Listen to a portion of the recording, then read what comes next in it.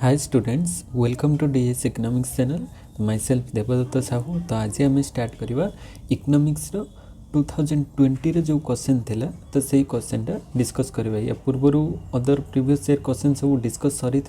2020 मसीहार क्वेश्चनटा रही जाइए। तो से क्वेश्चनटा मुझे आसी पूर्व जो मैंने चैनल को नुआ सब्सक्राइब कर दियो। आउ जो मैंने प्रीवियस सब क्वेश्चन प्रीवियस ईयर क्वेश्चन देखी ना प्ले लिस्ट में मुझे देती डिस्क्रिप्शन में। तो डिस्क्रिप्शन में प्ले लिस्ट रे थी। तो 2013-14 रु पूरा अच्छी 2023 मसीहा पर्यंत क्वेश्चन। तो ये गुड़िक भेरी भेरी इंपोर्टेंट कहीं एग्जाम रे जो एग्जाम हाँवाई जाऊँगी मार्च से। तो से प्रीवियस ईयर क्वेश्चन बहुत सारा रिपीटेडली क्वेश्चन आसे। तो प्रीवियस ईयर क्वेश्चन को जब भल से प्रैक्टिस कर दो ताले तुम आइडिया आसीज ओवरऑल गोटे बेसिक आइडिया आसो ये टाइप क्वेश्चन आसूँ। तो केमती प्रिपेयर कले को टाइप क्वेश्चन सब एग्जाम रे आसीबो। तो चलतु डेरी नक स्टार्ट करवा। देख फास्ट अच्छी एमसीक्यू क्वेश्चन 15टा क्वेश्चन माने 4टा ऑप्शन देथिबो से आमको गोटे टिक करिवार अछि। तो यहाँ को ईयर ना यहाँ रहिबो 2020 मसीहार क्वेश्चन 2020 क्वेश्चन यहाँ 2020 मसीहार क्वेश्चन। तो डिस्कस करवा चलतु। तो फास्ट क्वेश्चन होची जे which of the following is not an economic good. निम्नलिखित मध्य केउटी अर्थनैतिक द्रव्य नुहे। Pipe water in the town, owner occupied house, oxygen in the atmosphere, playground of the college. तो या भितर आम देखा कौटा गोटे कौन है ना it is not an economic अर्थनैतिक द्रव्य है न। Pipe water in the town ये तो गोटे चली आसूची अर्थनैतिक द्रव्य रे। तापरे ऑनर ऑक्युपाइड हाउस ये भी अर्थनैतिक द्रव्य इकोनॉमिक गुड आसूची। तापरे प्लेग्राउंड ऑफ द कॉलेज ये भी गोटे इकोनॉमिक गुड आसूची अर्थनैतिक द्रव्य। किंतु ऑक्सीजन इन द एटमॉस्फेयर यहाँ हूँ मुक्त द्रव्य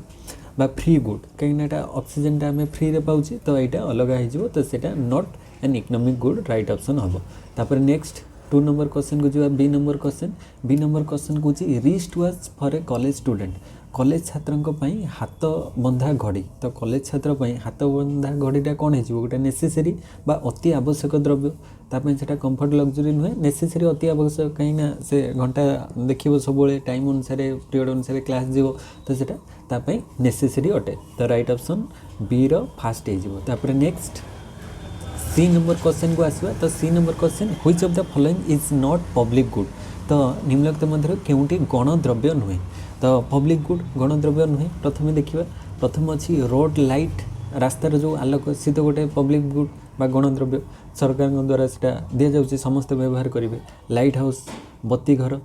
आउ ये भी गोटे पब्लिक गुड हो जाऊँगी। नेशनल डिफेन्स जातीय प्रतिरक्षा जो डिफेन्स रे आर्मी नेभाल एम सब रहिले तो से भी समस्ते आमर गोटे कौन जो गणद्रव्य हो पब्लिक गुड। किंतु कॉलेज ग्रंथागार कॉलेज जो लाइब्रेरी रहा सेटा पब्लिक गुड नुहे सेटा केवल ओनली फॉर दो students who are in the college. तो से कॉलेज जो मैंने थे से स्टूडेंट को तो यहाँ समस्त नुहे। तो ये राइट ऑप्शन हो कॉलेज लाइब्रेरी। कॉलेज लाइब्रेरीटा गोटे प्राइवेट माने केवल ओनली फॉर से कॉलेज स्टूडेंट माने व्यवहार करेंगे। यहाँ ओपन लाइब्रेरी नुहे जे समस्ते व्यवहार करेंगे। तो यहाँ हो ये 4टा भितर राइट ऑप्शन जे कॉलेज लाइब्रेरीटा गोटे पब्लिक गुड हम ना गणद्रव्य नुहे। तापर नेक्स्ट डी नंबर क्वेश्चन को आसवा। तो डी नंबर क्वेश्चन रे क्वेश्चन अच्छी अच्छा what is the value of the marginal utility if total utility from consumption of 10 units of a good is 120 and that 11 units of same good is 110। तो 10 units रु केते पाउची marginal utility 10 units रु पाउची केते 120 आउ 11 units रु marginal utility पाउची 110। तो ये marginal utility यहाँ सीमांत। तो मार्जिनल यूटिलिटी सीमांत उपयोगिता प्रथम 10टारू 120 पाउला जो 11 यूनिट कंजप्शन कला 110 पाइला ताले मार्जिनल यूटिलिटी कौन है कमी जाइए। केते कमी मार्जिनल यूटिलिटी ना 120 रु 110 देख 10 कमी 10 कमी माने आम सब यार फॉर्मूला कौन जे आम बाहर कर कौन तो marginal utility MUN is equal to TUN minus TUN minus 1। तो TUN केते total unit of n number unit माने वर्तमान केते अछि 110 अच्छी माइनस TUN n-1 माने तार पूर्व यूनिट केते थिला 120 थिला पूर्व थिला 120 वर्तमान अछि 110 तो वर्तमान रो पूर्व को माइनस करबा तो वर्तमान 110 थिला पूर्व रो थिला केते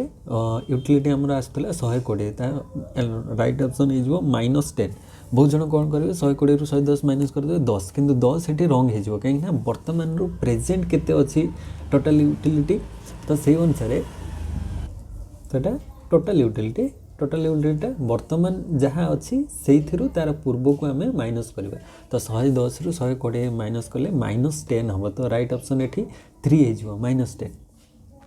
तापर नेक्स्ट हूँ E number question the value of price elasticity of demand at the mid point of a straight line demand curve is गोटे सरलरेखा चाहिदा रेखार मध्य बिंदु रे थिबा दर स्थितिस्थापक तो मिड पॉइंट रे केते हबो माने जदी ए भला चाहिदा रेखा गोटे ड्रॉ करबा तो तार मझी जगह इलास्टिसिटी ऑफ डिमांडटा केते हम तो से जगह प्राइस इलास्टिसिटी ऑफ डिमांड इटा जो lower segment bye upper segment formula अनुसार देखिबा जे तार तळ भाग आ ऊपर भाग तळ भाग जति ऊपर भाग सेति तळे जदि इठी 10 रहइबो ऊपर भी से 10 रहइबो ताले केते आसी जिवो 1 आसी जाउची तो मध्य भाग रे जोठी पूरा मिडिल पॉइंट रे हमरो प्राइस स्ट्रेट लाइन डिमांड करबे गोटे प्राइस इलास्टिसिटी केते रहइबो सेठी इक्वल टू 1 हे जिवो मध्य भाग रे आ ऊपर को तळ को हेले अधिक हमर जो प्राइस इलास्टिसिटी 5 प्रकार अछि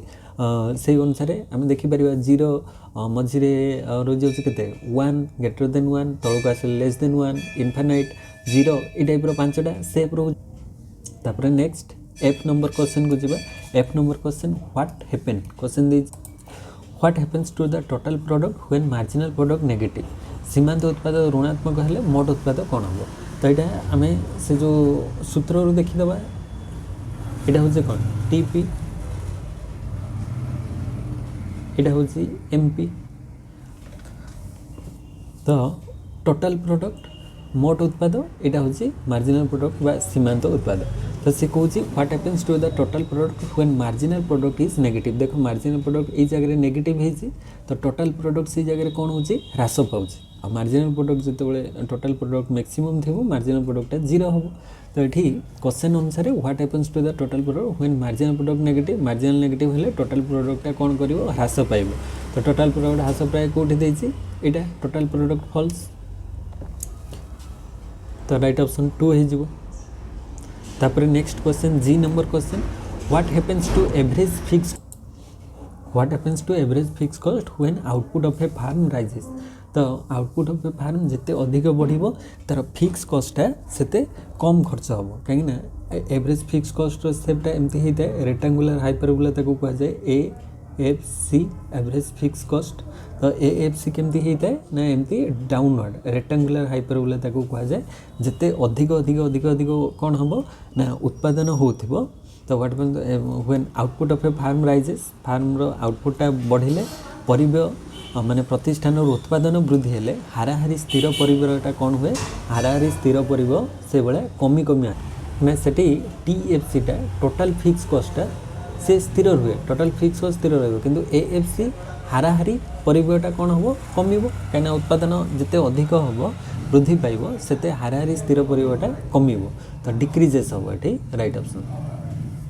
तापर नेक्स्ट क्वेश्चन जीवा जी नंबर पर एच नंबर क्वेश्चन को आसवा एच नंबर क्वेश्चन होची wages paid to hired labour in a firm is प्रतिष्ठान नियोजित श्रमिक मानू प्रदत्त मजूरी तो प्रतिष्ठान जो मजूरी लगुंट श्रमिक मानू दि जाऊँगी मजूरी तो सहीटा कौ टाइप कॉस्ट हम इम्प्लिसिट कॉस्ट माने एक्सप्लिसिट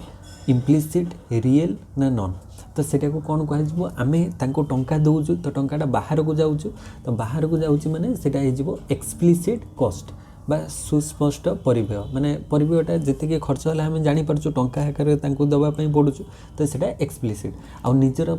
रियल जो पेन एंड सैक्रिफाइस जो काम करुँच लोक निजे धर प्रतिष्ठान मालिक निजे कम कर कि निज लोक कम लगे सेटा हो इम्प्लिसिट आ एक्सप्लिसिट माने बाहर आम लोक लगे हायर करूँ लेबर मानक तो सेटा एक्सप्लिसिट कॉस्ट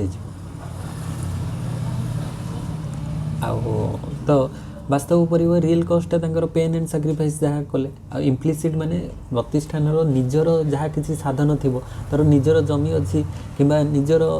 ମାନେ ନିଜ ଲୋକଙ୍କୁ ସେ କାମରେ ଲଗାଇବ, ସେଗୁଡ଼ିକ ଇମ୍ପ୍ଲିସିଟ୍, ତାକୁ ଟଙ୍କା ବାହାରକୁ ଦେବା ପାଇଁ ପଡ଼ିବ ନାହିଁ। ଆଉ ରିଏଲ୍ କଷ୍ଟଟା ହେଉଛି ନିଜର ପେନ୍ ଆଣ୍ଡ ସାକ୍ରିଫାଇସ୍, ବାସ୍ତବ ପରିବ ଯେଉଁଟା ନିଜେ ଯାହା ବି କିଛି ସେମାନେ ପରିଶ୍ରମ କରିଥିବ ଯେ ମାଲିକ ସେଇଟା। ତ ନେକ୍ସଟ ହେଉଛି I number question under monopoly what is the shape of marginal revenue curve. ତ ମାର୍ଜିନାଲ୍ ରେଭିନ୍ୟୁ ଏମ୍ଆର୍ କର୍ଭଟା କେମିତି ହେବ, ଏକାଧିକାର ବଜାରରେ ସୀମାନ୍ତ ଆୟରେଖାର ଆକାର କିପରି ହୋଇଥାଏ। ତ ଏକାଧିକାର ବଜାର ଅଣ୍ଡର ମୋନୋପୋଲି ମାର୍କେଟରେ ଆମେ ଜାଣିଛେ ଏଭରେଜ୍ ରେଭିନ୍ୟୁ ଆଉ ମାର୍ଜିନାଲ୍ ରେଭିନ୍ୟୁ କ'ଣ ହେବ, ଡାଉନୱାର୍ଡ଼ ସ୍ଲୋପିଂ ହେବ। ମାନେ ଏଭରେଜ୍ ରେଭିନ୍ୟୁ ଆଉ ମାର୍ଜିନାଲ୍ ରେଭିନ୍ୟୁ ଦୁଇଟା ଯାକ ଡାଉନୱାର୍ଡ଼ ସ୍ଲୋପିଂ ହେବ। ଆଉ ଏମ୍ଆର୍ଟା ହେବ ଏଆର୍ର ଅଧା, ମାନେ ଏଆର୍ ଯେତିକି ହେଇଥିବ ଏଭରେଜ୍ ରେଭିନ୍ୟୁ ଯେତିକି ଥିବ ମାର୍ଜିନାଲ୍ ରେଭିନ୍ୟୁ ତା'ର ଅଧା ହେବ। ତ ମାର୍ଜିନାଲ୍ ରେଭିନ୍ୟୁ ଏଠି କ'ଣ ହେଉଛି, ଡିକ୍ରିଜ୍ ହେଉଛି। ତ ହରିଜଣ୍ଟାଲ୍ ତ ହେବ ନାହିଁ, ଭର୍ଟିକାଲ୍ ତ ହେବ ନାହିଁ, ଊର୍ଦ୍ଧ୍ୱଗାମୀ ତ ହେବ ନାହିଁ, ତାହେଲେ କ'ଣ ହେଇଯିବ, ଡାଉନୱାର୍ଡ଼ ସ୍ଲୋପିଂ, ନିମ୍ନଗାମୀ। କାହିଁକିନା ଏଠି under monopoly what is the shape of marginal revenue curve, marginal revenue curve is downward sloping. AR ଆଉ ଏମ୍ଆର୍ ବୋଥ୍ ମୋନୋପୋଲିରେ ଡାଉନୱାର୍ଡ଼ ସ୍ଲୋପିଂ ହେବେ। ତାପରେ which of the following is the unique feature of monopolistic competition। ନିମ୍ନଲିଖିତ ମଧ୍ୟରୁ ଏକାଧିକାର ପ୍ରତିଯୋଗିତାମୂଳକ ବଜାରର କେଉଁଟି ଅନନ୍ୟ ବୈଶିଷ୍ଟ୍ୟ। ତ ମୋନୋପୋଲିଷ୍ଟିକ୍ କମ୍ପିଟିସନ୍ରେ କ'ଣ ହୁଏ ନା, ସେମାନେ ସମସ୍ତେ କ'ଣ କରନ୍ତି ନା ଡିଫରେନ୍ସିଏଟେଡ୍ ପ୍ରଡ଼କ୍ଟ ସେଲ୍ କରନ୍ତି।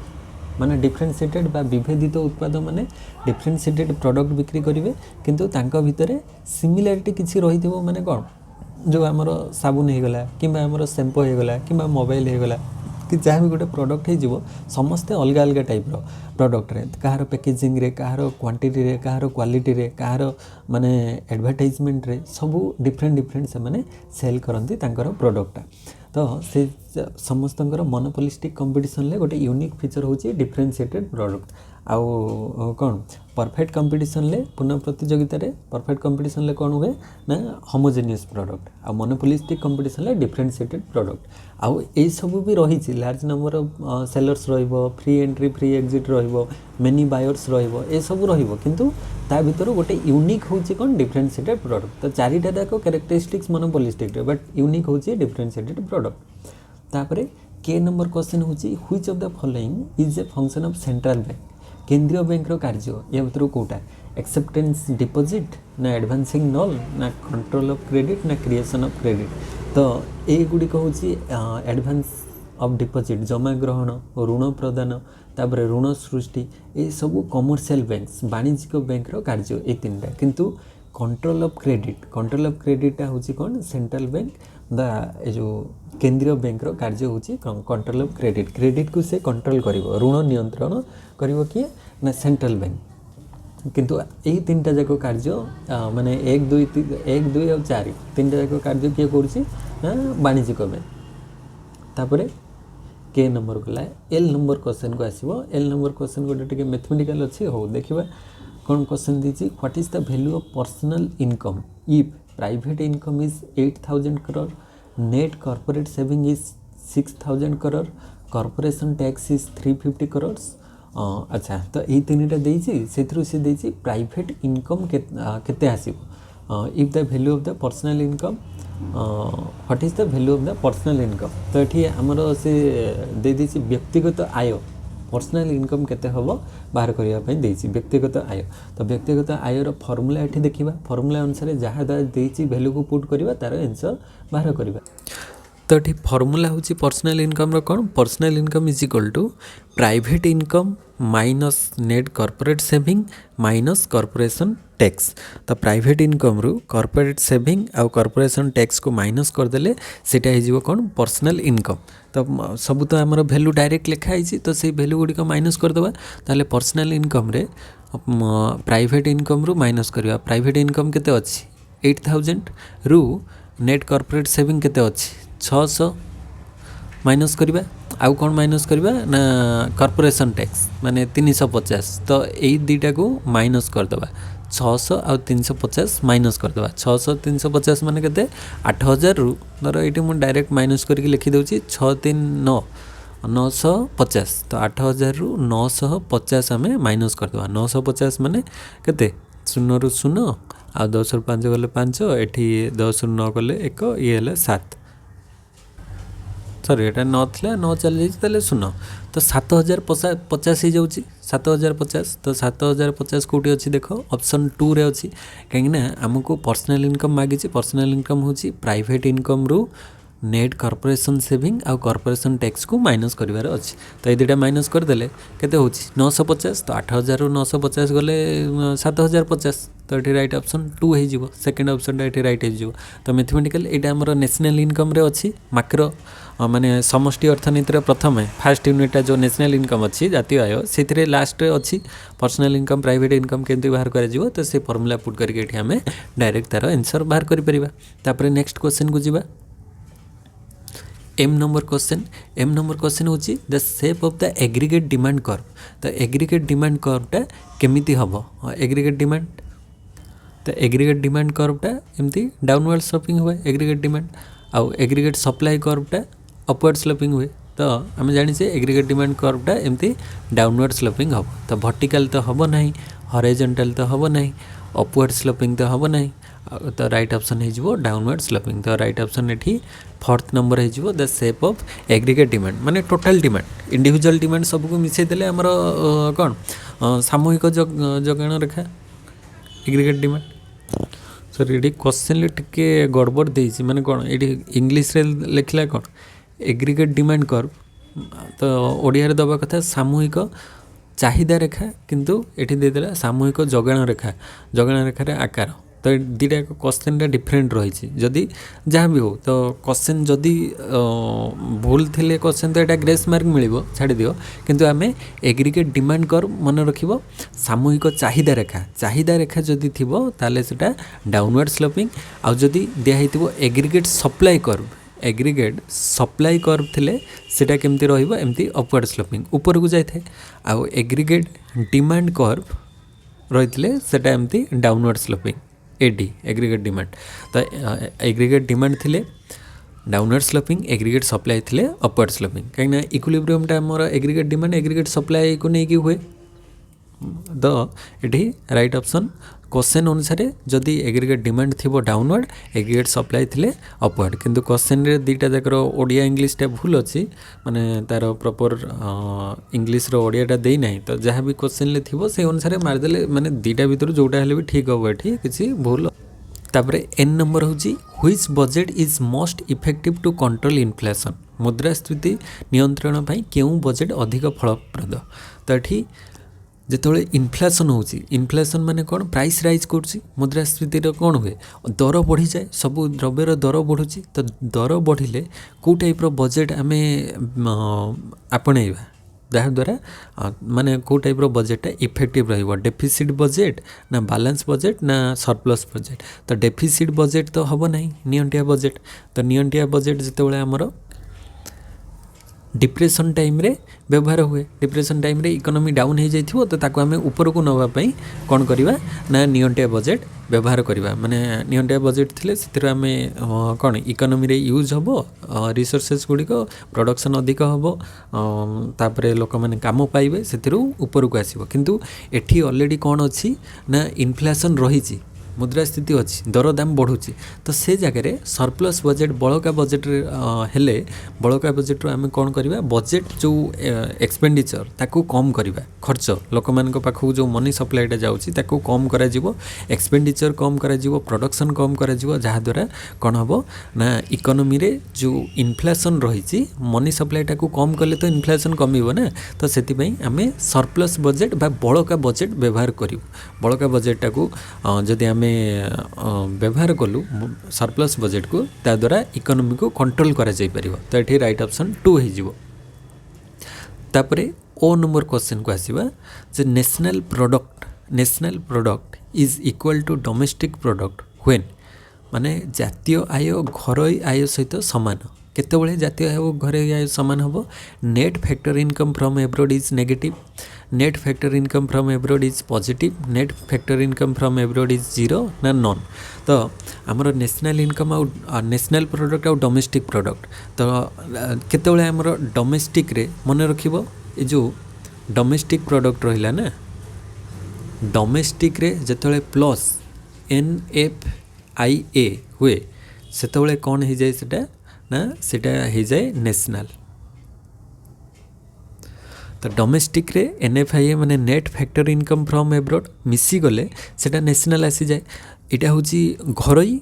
आउ जातीय जातीय आय और घरोई आय सह सामान हम। तो जातीय आय और घरोई आय केतेबेले सामान हम जेतेबेले घरोई आय जहाँ अच्छी से NFIA मिसिला परे भी जातीय आय सहित सामान होथिबो माने डोमेस्टिक और नेशनल दुटा एक सामान केतेबेले हम ना NFIA net factor income from abroad. NFIA माने कौन विदेश रु बाहर देश रु जतिके इनकम आसुची आम देश को। तो माने आम देशर लोक जदि बाहर काम करछंती तो से माने टंका पठेले आम देश को आसीबो ना। तो से जो NFIA टा सेटा कौन हम जदि जीरो रहिबो माने बाहर जतिके आसीबो सेटा कौन रहिला जीरो रहिला। तो माने हमर डोमेस्टिक रे थिला धर 100 बाहर आसिक मिसिला जीरो ताले सही 100 रहिला। तो NFIA जदि पॉजिटिव किंबा नेगेटिव आसीबो ताले नेशनल ले भी से बळा पॉजिटिव किंबा नेगेटिव वैल्यू आसी जिवो माने अधिक होई पारे किंबा कम होई पारे। जदि एठी जीरो रहिला ताले एठी भी नेशनल ले भी जीरो रहिबो माने आगरू जेतिक थिला एबे भी सेतिक रहिबो। तो सेठी net factor income from abroad बा विदेशगत नीट साधन आय जेतेबेले शून्य रहिबो सेतेबेले डोमेस्टिक और नेशनल माने घरोई एवं जातीय आय दुटा जाक समान रहिबो। तो एटा थर्ड नंबर हो राइट ऑप्शन। तापरे अच्छा तो ये आम डिस्कस करदे 15टा क्वेश्चन MCQ। तापर आम 2 नंबर क्वेश्चन को आसवा 2 नंबर से भाया 15टा क्वेश्चन डिस्कस करवा। तो ये बहुत जन कन्फ्यूजन रुहे माने जो गार दि जाटा को चेंज करवा ना जोटा गार दि जाए ना ताकू चेंज करवा। तो क्वेश्चन टाक भलसे पढ़। तो examine the correctness of the following statement correct them if necessary without changing the underline person. तो अंडरलाइन पर्सन को किसी भी चेंज करना ना एज इट इट रही तो ताकू किसी परिवर्तन करिवार दरकार नहीं। जदि स्टेटमेंटा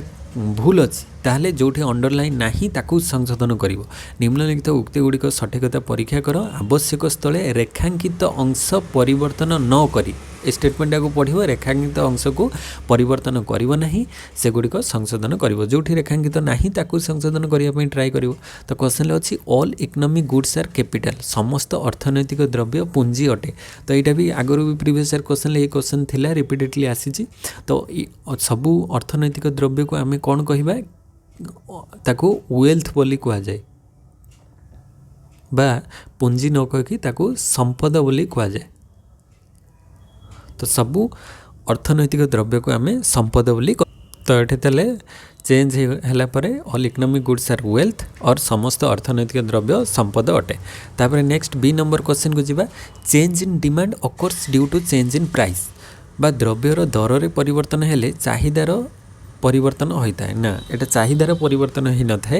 दर परिवर्तन हेले चाहिदार परिमाण रे परिवर्तन होता है। ये जो चाहिदार परिवर्तन होता है से जगह चाहिदार परिमाण रे खाली ये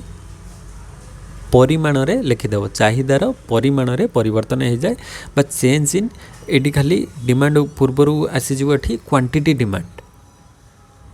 चेंज इन क्वांटिटी डिमांड ये जगह क्वांटिटी बसो change in quantity demand occurs due to change in price माने दर परिवर्तन हेले तार क्वांटिटी डिमांड रे परिवर्तन होता है। ये धर प्राइस अच्छी प्राइस कमी जीवो तो दर परिवर्तन हेले क्वांटिटी डिमांड जहाँ थिला सेटा P रु P1 ये धर Q रु Q1 दर कमिले परिमाण बढ़िबो। तो यहाँ कौन हम ना दर परिवर्तन हेले परिमाण परिवर्तन होता है बा क्वांटिटी रे परिवर्तन होता है क्वांटिटी डिमांड रे। तो खाली चाहिदा हम ना। तो ये राइट ऑप्शन इटा रहिला। तापर नेक्स्ट सी नंबर क्वेश्चन को जीवा। सी नंबर क्वेश्चन कहूँ light house is a private good बा बत्ती घर एक घरोई द्रव्य अटे। बत्ती घरटा कौ टाइप द्रव्य। तो बत्ती घर सेटा गोटे प्राइवेट नुहे जनकर नुहे सेटा प्राइवेट नुहे एटा हो कौन पब्लिक गुड। तो बा बत्ती घर एक कौन सर्वसाधारण द्रव्य सर्वसाधारण बा ताकू आमे आउ कौन कहि परिबा बा गण द्रव्य भी कहि परिबा सर्वसाधारण बा गण द्रव्य भी ताकू आमे कहि परिबा। Lighthouse is public good बा बत्ती घर एक सर्वसाधारण बा गण द्रव्य समस्ते माने लाइट हाउस जो लाइटा थिबो सेठी समस्ते से लाइट को व्यवहार करछन सेटा जनकर पर्सनल नुहे सेटा प्रॉपर्टी। तापर डी नंबर क्वेश्चन होची the demand for a good is elastic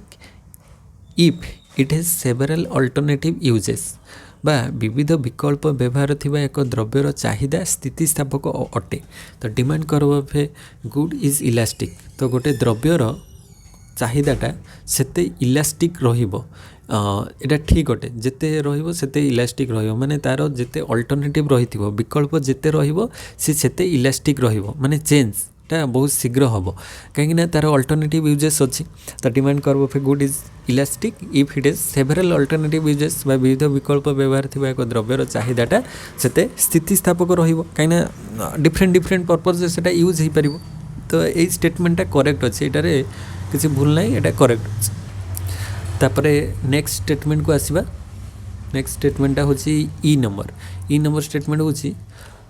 The law of diminishing return is also called the law of increasing cost बा ह्रासमान उत्पन्न सूत्रटी वर्धिष्णु परिव्यय सूत्र मध्य कह जाए ना एटा भूल अच्छी। The law of diminishing return is also called the law of कौन हम कह द लॉ वेरिएबल प्रपोर्शन।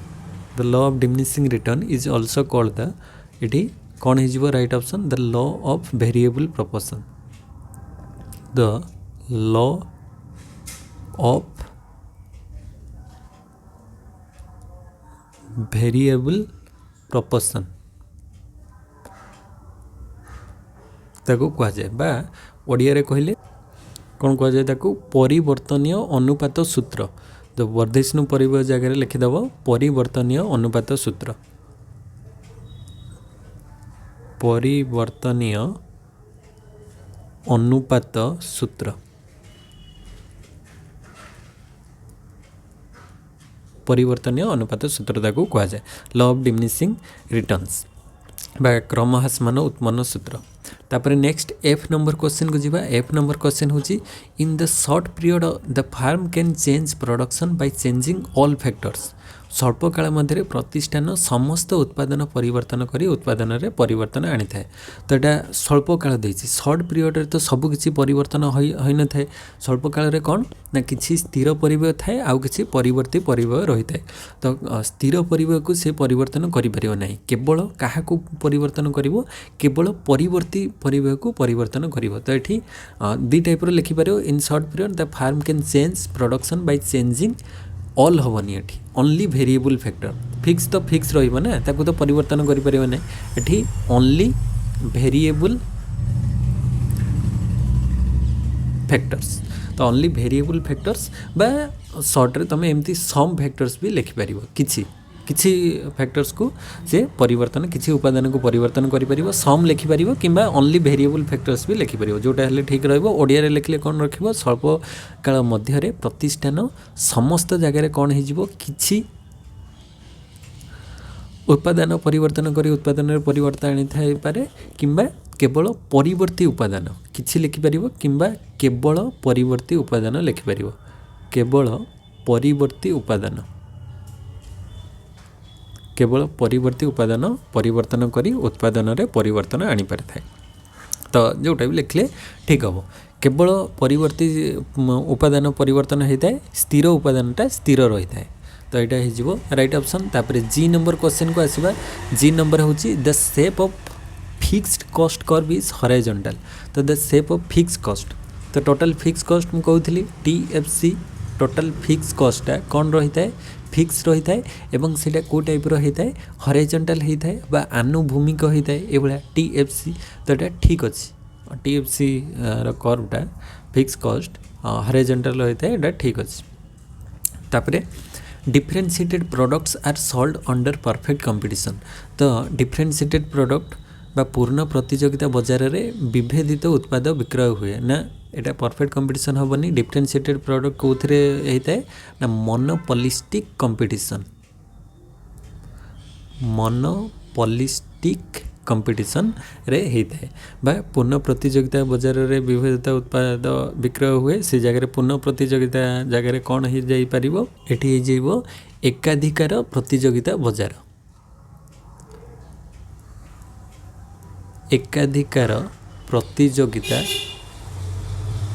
एकाधिकार प्रतियोगिता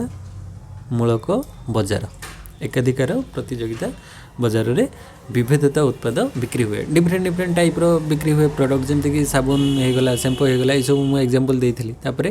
आई नंबर हूँ micro economics generally studies the theory of price. व्यष्टि अर्थनीति साधारणतः दर तत्व आलोचना करता तो व्यष्टि अर्थनीति दर यहाँ ठीक अच्छे माइक्रो इकोनॉमिक्स रे प्राइस थ्योरी आ मैक्रो इकोनॉमिक्स रे इनकम थ्योरी पढ़ा जाए तो यहाँ माइक्रो रे प्राइस यहाँ ठीक अच्छे व्यष्टि अर्थनीति दर तत्व। तापर नेक्स्ट हूँ GDP at market price minus indirect tax is equal to GDP at factor cost. तो यहाँ भी से जो नेशनल इनकम आसी बजार दर रे मोट घरे उत्पाद को परोक्ष कर वियोग कले वियोग फल उत्पादन व्यय मोट घरे उत्पाद सह समान हुए। तो देख यहाँ GDP at market price GDP MP minus net indirect tax is equal to GDP at factor cost. यहाँ तार फॉर्मूला तो जीडीपी एट मार्केट प्राइस रु नेट इनडायरेक्ट टैक्स को माइनस कले जीडीपी एट फैक्टर कॉस्ट मिलता है। तो ये स्टेटमेंटा ठीक अच्छे एथर किसी भूल ना। तो जीडीपी एट मार्केट प्राइस माने कौन जो बजार दर ग्रॉस डोमेस्टिक प्रोडक्ट रो बजार दर रे नेट इनडायरेक्ट टैक्स केते एड है तो सेटा को माइनस करदेले आम जीडीपी एट फैक्टर कॉस्ट पाइबा। जीडीपी एट फैक्टर कॉस्ट माने कौन जिते उत्पादन हो गोटे द्रव्यटा उत्पादन होबा टाइम रे तार केते कॉस्ट ऑफ प्रोडक्शन लगी खर्च केते होईची सेटारे मार्केट प्राइस रे कौन हुए से टैक्सटा मिसी जाए टैक्स आउ टैक्स मिसी थाए सब्सिडी थिले छाड़ हो जाए आउ टैक्स जदि थिबो सेटा इनक्लूड हुए। जदि कहबी एटे एग्जांपल देबी गोटे द्रव्यर एठी जीडीपी एट मार्केट प्राइस अच्छी 100 रु से आम टैक्स दर मिसी 20 टंका टैक्स लागू होता है 20 टंका आम माइनस करदेले जहाँ मिलला 80 टंका सेटा हूँ तार फैक्टर कॉस्ट माने फैक्टर कॉस्ट माने कौन उत्पादन समय तार केते माने प्राइस थिला उत्पादन समय तार प्राइसटा कॉस्टा थिला कॉस्टा केते थिला फैक्टर कॉस्टा केते थिला कॉस्टा थिला 80 टंका आ से टैक्सटा मिसी जाइए से 100 टंका हो जाइए तेणुक 100 रु आम टैक्स को माइनस करदे देले मूल केते टंका खर्च होता है जना पड़ जाए। तो ये ये ऑप्शनटा ठीक अच्छे। तापर के नंबर क्वेश्चन को आसवा rate of interest is highest in saving bank deposit बा संचय बैंक जमार सुधहार सर्वाधिक। यहाँ तो सुधहार सर्वाधिक आम जो पढ़ीचे बैंक रे तो सुधहार सर्वाधिक कौन रेट ऑफ इंटरेस्टा कौ डिपॉजिट रे मिलिबो सेटा होची फिक्स डिपॉजिट। फिक्स डिपॉजिट बा ताकू टाइम डिपॉजिट भी कहा जाए। फिक्स डिपॉजिट बा टाइम डिपॉजिट रे अधिक सेविंग बैंक रे कम मिले फिक्स डिपॉजिट रे सबुठू अधिक मिले माने किसी टंका धर 1 लाख टंका 1 वर्ष कि 5 वर्ष जिते अधिक वर्ष रखिबो सेते अधिक इंटरेस्ट मिलिबो आ जिते अधिक अमाउंट रो टंका रखिबो सेते अधिक इंटरेस्ट आमे पाइबा। तो फिक्स डिपॉजिट रे सबुठू अधिक इंटरेस्ट मिली थाए बा एठी आमे कहि परिबा संचय बैंक होबनी सेटा मियादी जमा बा ताको आउ कोन कहा जाए बा स्थायी जमा भी कहा जाए मियादी जमा बा स्थायी जमा जहाँ भी लिखिपर। तो स्थायी जमार सुधहार सर्वाधिक होता है। तापर नेक्स्ट हूँ के पर एल नंबर क्वेश्चन को आसवा cooperative bank acts as the bankers bank. समवाय बैंक बैंक मानकर बैंक हिसाब से कार्य करे। तो बैंक मानकर बैंक किए सेंट्रल बैंक बा केंद्रीय बैंक तो ये कोऑपरेटिव बैंक हम ना से कौन सेंट्रल बैंक। तो ये सेंट्रल बैंक हो राइट ऑप्शन बा आम कहीपर सेटा हो केंद्रीय बैंक तो सेंट्रल बैंक। तापर एम नंबर क्वेश्चन होची in case of surplus budget the proposed government expenditure is less than proposed government revenue. Surplus budget रे बड़का बजेट रे कौन हम ना बड़का बजेट रे मन रखिबो एक्सपेंडिचरटा खर्चटा कौन हम कम हम क्या ठारू ना रेवेन्यू ठारू एक्सपेंडिचरटा कम हम माने खर्च कम हम किंतु अधिक टंका माने आर्न करिवो रेवेन्यू अधिक आसीबो। तो बड़का बजेट रे प्रस्तावित सरकारी व्ययटा कौन हम प्रस्तावित सरकारी आय ठारू कम होता है व्ययटा कम हम खर्च कम हम आय अधिक हम। तो सेटा को आम सरप्लस बा बड़का कहबा एटा ठीक अच्छे एम नंबरटा ठीक अच्छे। तापर एन नंबर क्वेश्चन को आसवा the aggregate demand curve is downward sloping. Aggregate demand एटा आगरू भी क्वेश्चन थिला एमसीक्यू रे एडी एग्रीगेट डिमांड कर्वटा डाउनवर्ड स्लोपिंग बा सामूहिक चाहिदा रेखा निम्नाभिमुखी होता है एटा भी ठीक अच्छे। तो क्वेश्चन को भले से पढ़िबो बहुत सारा ऑप्शन रे तुमको खाली एमती अंडरलाइन दे देथिबो कन्फ्यूजिंग पाई किंतु लागिबो कि जे भाबिबो एटा अंडरलाइन अछि एठी अंडरलाइन नाही माने एटा भूल थिबो तो सेटा को डाउनवर्ड जगह अपवर्ड कर देबो तो से जगह भूल हो तो क्वेश्चन को भले से पढ़िबो जदि सेतरे किछि भूल नाही स्टेटमेंट पूरा ठीक अछि ताले सेटा ठीक ठीक अछि लिखि देबो नले पूरा जहाँ लिखा है से बेले लिखि देबो तो एथिरे आ किछि परिवर्तन हबो नाही तो जहाँ लिखाई सेटा ही ठीक आंसर तो ताको किसी चेंज करवा आवश्यक नहीं तो ये किसी क्वेश्चन रे भी सबू देखिए सब ईयर एग्जाम रे 2-3टा माने स्टेटमेंट सी ठीक देथिबो जस्ट खाली कन्फ्यूजिंग करने सेमती दिखाई था तापर नेक्स्ट हूँ अ नंबर क्वेश्चन हूँ transfer income is not a part of national income बा अंतरुण आय जातीय आयर अंश नुहे तो ये जो ट्रांसफर इनकमटा सेटा कौन हुए नेशनल इनकम रे ऐड हुए नहीं ये स्टेटमेंट भी ठीक अच्छे देख 3टा रिपीटेडली माने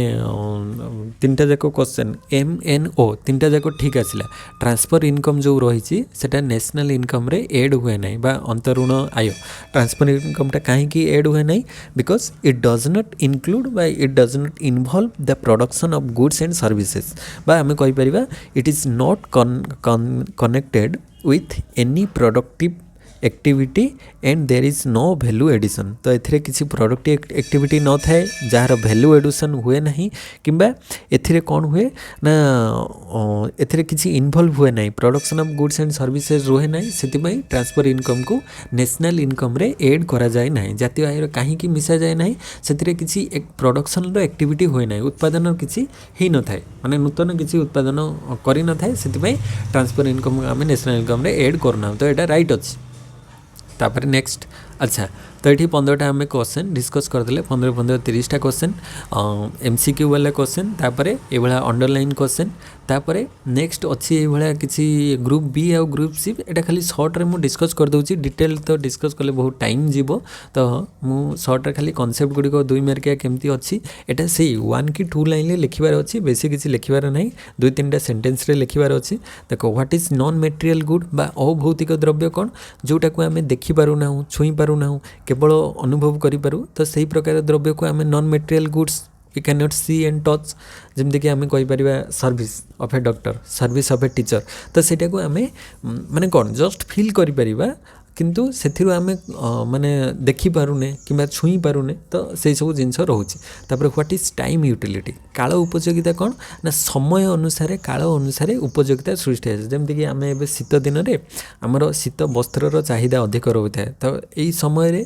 कौन हुए जो समय जो जिनसर अधिक डिमांड रही है तो सही अनुसार तार उपयोगिता भी अधिक सृष्टि होता है तापर प्राइस इलास्टिसिटी ऑफ डिमांड रे कौन ना what is price elasticity of demand बा चाहिदार दर स्थितिस्थापकता कौन ना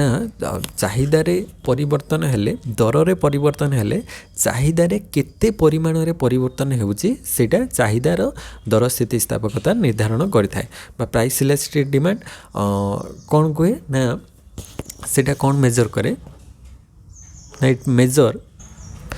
क्वांटिटी डिमांड चेंजेस हेले प्राइस रे एग्जैक्ट केते परसेंट रे चेंज होची सेटा हमर price elasticity of demand measure करे जेमते कि del Q by del P into P by Q तार फार्मूला अछि तापरे what is the meaning of an economy गोटे इकोनॉमी बा अर्थव्यवस्था कौन हुए जे गोटे अर्थव्यवस्था बा इकोनॉमी रे आमे केते प्रोडक्शन होची कौन होची सेथरे एस्टिमेट होता है जे माने जरे मु कहबी economy is a system of inter related production and consumption activity that ultimately determine the allocation of resources within a group जे आमर केते प्रोडक्शन आ कंजम्पशन होची गोटे ग्रुप रे इकोनॉमिक एक्टिविटीज से करता है अर्थव्यवस्था रे आमर केते उत्पादन होची एवं केते सेथिरो आमे उपभोग करूची से सबुर माने व्याख्या करता है अर्थव्यवस्था तापर what is the meaning of consumption बा उपभोग कहले कोन ना consumption means destruction of utility बा उपयोगितार ध्वंस सेटा होची कौन कंजम्पशन आमे जहाँ भी किसी कंज्यूम करि थाउ तो सेटा को आमे कंजम्पशन बोली कहबा जे आमे जहाँ भी किसी ग्रहण करूछु ता बदल किसी उपयोगिता पाऊँ आम तापर प्रोडक्शन फंक्शन होची it is the technical relationship between input used and output produce केते इनपुट यूज करूचे एवं सेथिरु केते आउटपुट प्रोड्यूस होची से दुटा भितर थिबा संपर्क को आम उत्पादन फलन बोली कहूचे तापर what do mean by variable factor बा परिवर्ती साधन कौन ना जो साधन गुड़िक उत्पादन सहित परिवर्तन होता है उत्पादन अधिक हेले परिवर्ती साधन वृद्धि पाई था उत्पादन ह्रास हेले परिवर्ती साधन ह्रास पाई था तो जोटा कि वेरिएबल फैक्टर आम कहवा प्रोडक्शन इंक्रीज हेले वेरिएबल फैक्टर इंक्रीज हो प्रोडक्शन डिक्रीज हेले वेरिएबल फैक्टर डिक्रीज हो तापर what is the marginal product means it is the net addition to total product रे जिते माने मोट उत्पाद रे जहाँ किसी एक्स्ट्रा एड होता है तो सेटा को आम सीमांत उत्पाद बोली कही था तापर व्हाट इज इकोनॉमिक कॉस्ट बा अर्थनैतिक परिव्यय कौन ना जो माने परिव्ययटा आम कौन कर पारता हिसाब कर पारता बा इम्प्लिसिट आउ एक्सप्लिसिट दुटा जाक मिसिले होची कौन ना अर्थनैतिक परिव्यय माने आम ताकू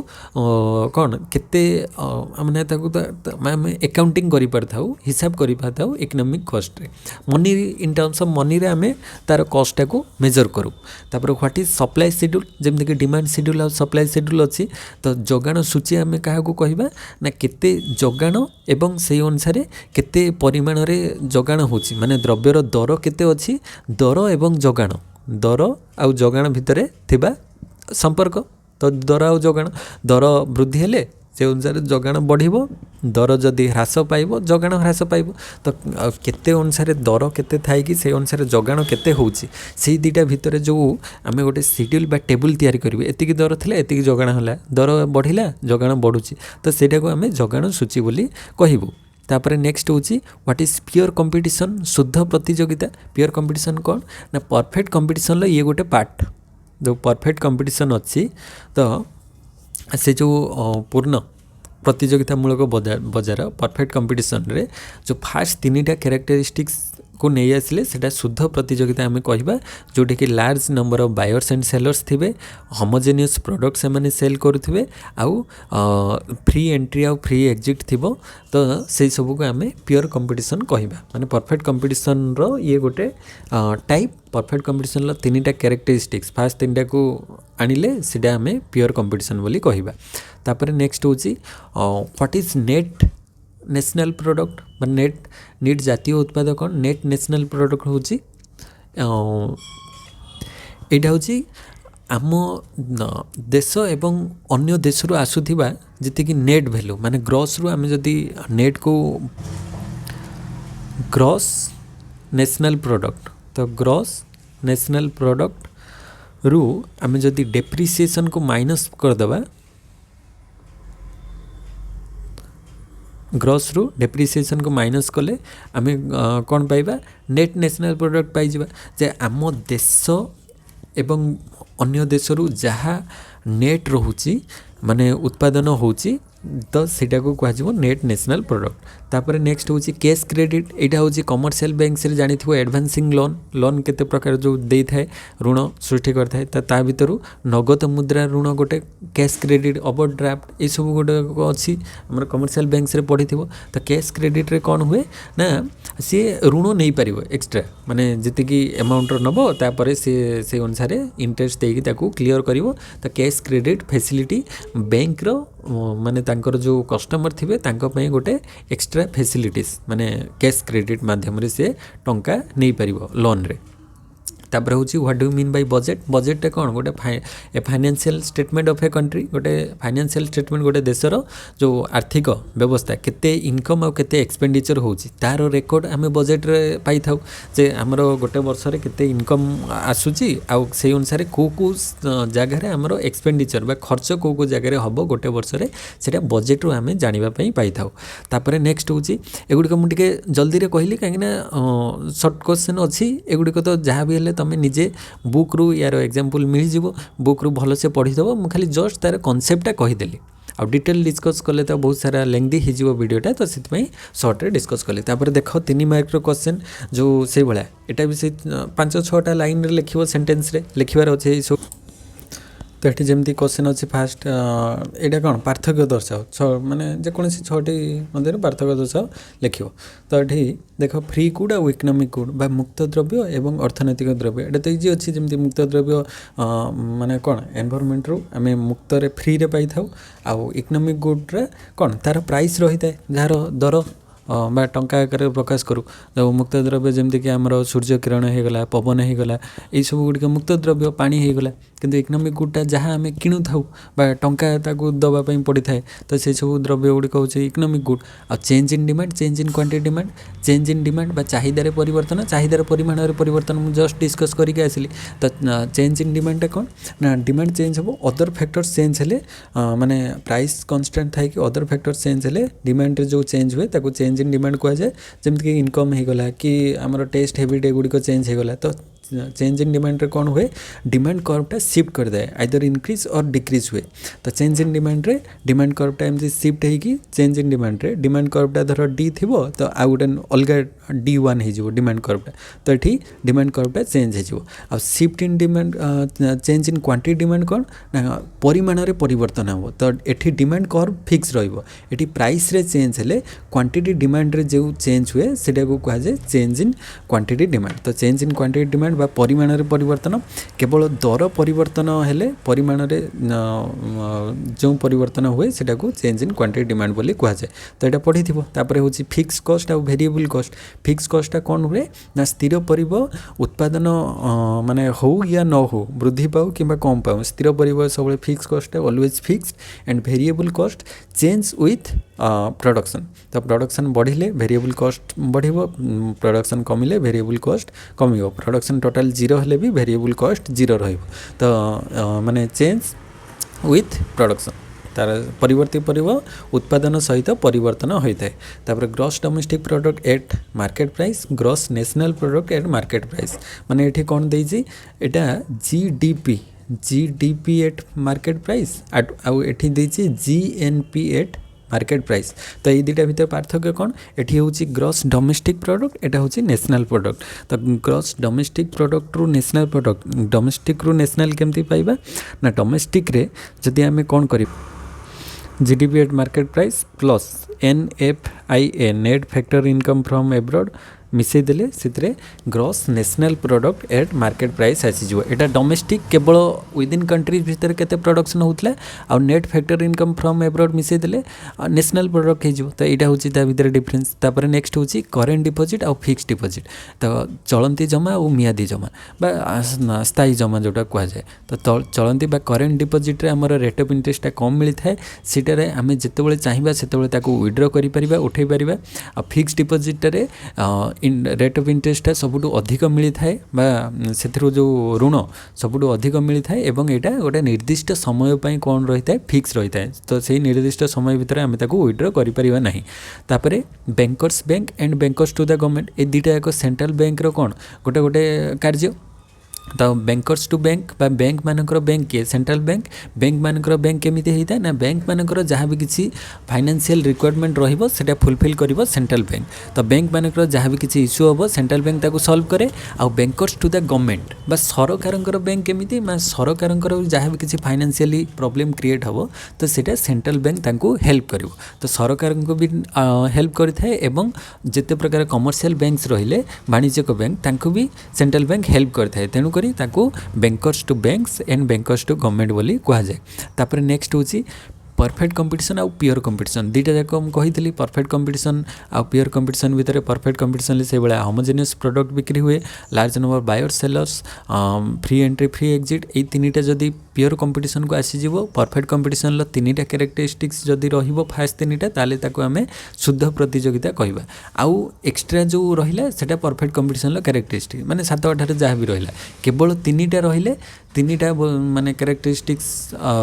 टाको आमे प्योर कंपटीशन बोली कहवा दुईटा एक सिमिलर जस्ट खाली से टिके डिफरेंस रोचे तापर कंजप्शन डिमांड आउ इन्वेस्टमेंट डिमांड उपभोग चाहिदा और निवेश चाहिदा कंजप्शन डिमांड जे आमे कंजप्शन पाई केते डिमांड करछे हमर उपभोग पाई आमे जहाँ भी किसी चाहिदा करछे तो आमे से गुडी को केवल उपभोग माने आमे खाद्य खाइलु किबा आमे मोबाइल गोटे व्यवहार कलु किबा आमे जहाँ भी किसी व्यवहार करछु ता पाई जति कि हमर डिमांड करछु सेटा होची कंजप्शन डिमांड आ इन्वेस्टमेंट डिमांड कोन निवेश चाहिदा माने सेथिरे आमे प्रोडक्शन करिया पाई जहाँ भी किसी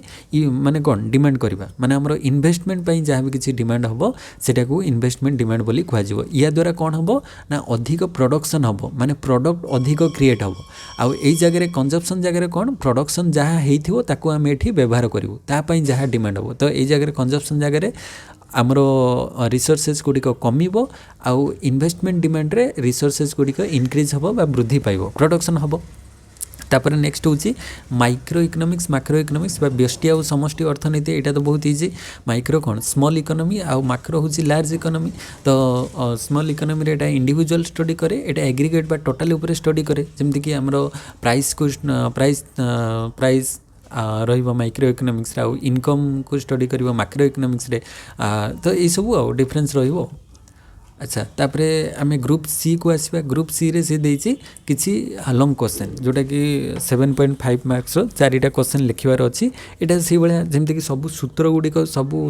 यूनिट रू से गुडी को इंपोर्टेंट देखो फास्ट अछि explain the law of diminishing marginal utility बा क्रम ह्रासमान सीमांत उपयोगिता सूत्र व्याख्या करो डिटेल्स रे तार फिगर करी कि आगे एक्सप्लेनेशन करी कि केमति कि हमरो डिमिनिश होछि मार्जिनल यूटिलिटीटा सीमांत उपयोगिता केमति ह्रास पाउछि सेटा को देखैबो तापर law of equi marginal utility सम सीमांत उपयोगिता सूत्र दुईटा द्रव्यरू केमती सी इक्वल यूटिलिटी पाउथिबो सेटा को देखैबार अछि तापर discuss the functions of money जो मनी रो मेन प्राइमरी फंक्शन चारिटा आउ सेकेंडरी फंक्शन आउ जो एक्स्ट्रा जहाँ भी रहिला से सब को लिखिबो माने मुद्रार कार्यावली तापर explain the function of commercial banks बा वाणिज्यिक बैंक रो कार्यावली सेंट्रल बैंक आ कमर्शियल बैंक्स जहाँ भी हेले सब थर रिपीटेडली क्वेश्चन आसे जदि सेंट्रल बैंक आसथिबो नेक्स्ट ईयर रे कमर्शियल बैंक्स नले सेंट्रल बैंक एई तो क्वेश्चन आसे वाणिज्यिक बैंक रो कार्य जहाँ भी सब 8-10टा कार्य से गुडी को एक्सप्लेन करिवो तापर explain the simple Keynesian theory of income determination बा केन्स रो आय निर्धारण सरल तत्व सेटा डिस्कस करिवो तापर explain the law of supply law of demand आसीपे ना लॉ ऑफ सप्लाई ये दुटा इंपोर्टेंट क्वेश्चन तो जोगाण सूत्र जो जोगाण ऊर्ध्वगामी होता है जो दर बढ़िले जोगाण बढ़िबो सेटा को डिटेल लिखिबार अछि फिगर सहित तापर explain the factors determining the price elasticity of demand तो चाहिदार दर स्थितिस्थापक को निर्धारण करुथिबा उपादान गुड़िक वर्णना करे जेमति कि प्राइस इलास्टिसिटी ऑफ डिमांड को को फैक्टर्स गुड़िक डिटरमाइन करे जो 8-10टा फैक्टर्स रही इनकम हो गला taste habit preference government policy आउ एक्सपेक्टेशन ये बहुत सारा फैक्टर्स अच्छी तो सही सब फैक्टर्स गुड़िक को डिटेल डिस्कस करिवो तो ये टाइप क्वेश्चन सब आसूची तो प्रीवियस ईयर क्वेश्चन मु डिस्कस कर देछि 2014 मसीह रु अप टू 2023 पर्यंत डिस्कस करछि 20टा खाली बाकी थिला आ 2016 मसीह क्वेश्चन टा भी अवेलेबल नाही तो सेटा डिस्कस करिने नहले आउ सब जहाँ भी अछि सब गुडी को डिस्कस हो जाइछि तो जाई कि डिस्क्रिप्शन ले प्ले लिस्ट रे थिबो +2 प्रीवियस ईयर क्वेश्चन रो तो सेटा जाई कि देखि परिबो प्रीवियस रे जहाँ भी किछि क्वेश्चन डिस्कस हेछि ताको माने देखो देले एग्जाम रे बहुत हेल्प हबो आ चैनल को जदि नुआ आछ सब्सक्राइब कर दियो आ फ्रेंड्स मान सहित शेयर कर देले से माने भी बेनिफिट पाइबे आ जदि वीडियो भल लागुछि ताले लाइक करो एंड कमेंट करो केमती कोन वीडियो रहउछि आ कोन माने जदि चाहूछो ताले सजेस्ट करि परिबो कमेंट सेक्शन ले कमेंट करि परिबो ताले मु ट्राई करबी ताको सॉल्व करिया पे तो नेक्स्ट वीडियो रे आ किसी क्वेश्चन किबा अदर किसी टॉपिक को नेकी डिस्कस करबा से तो समस्त को थैंक यू जय जगन्नाथ।